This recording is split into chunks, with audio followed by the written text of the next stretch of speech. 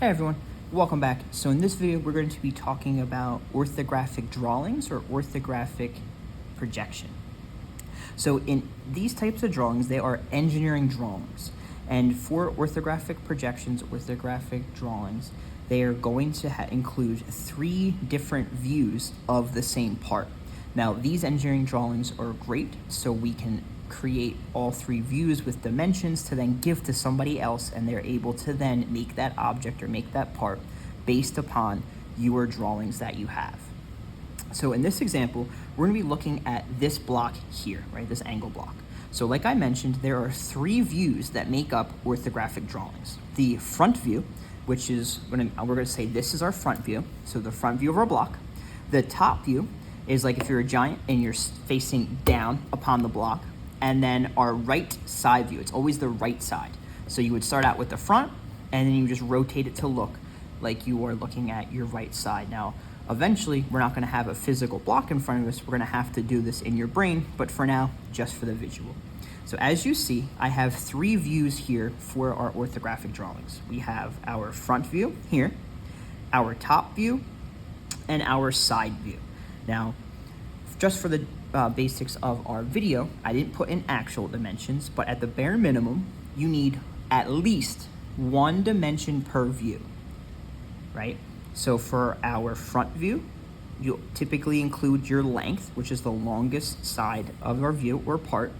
The top view, we always include the depth, how far back it goes, right? So it would be this dimension here. And then for our side view, we always include the height, how tall it is from the top of the part to the bottom of the part.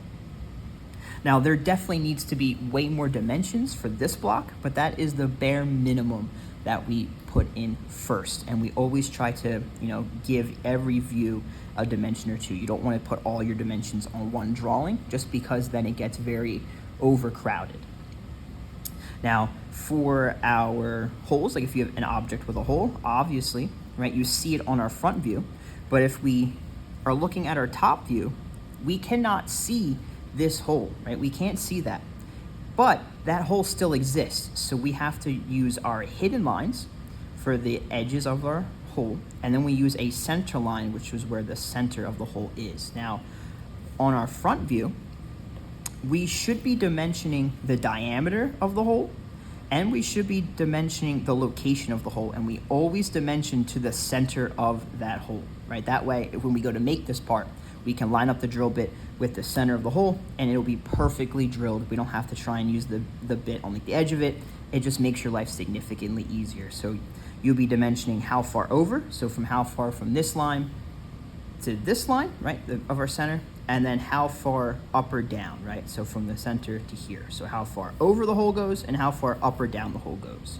And then for our height, you obviously still have your center point here, or center line. You have your 2 hidden lines, and then you will see that this part of our corner carries over, because when you're looking at it from your side, even though we can't necessarily see that this is cut off, that still exists, so we need to include that. All right, hopefully that was helpful, at least a little bit. I look forward to seeing you guys soon in the next video. See you later.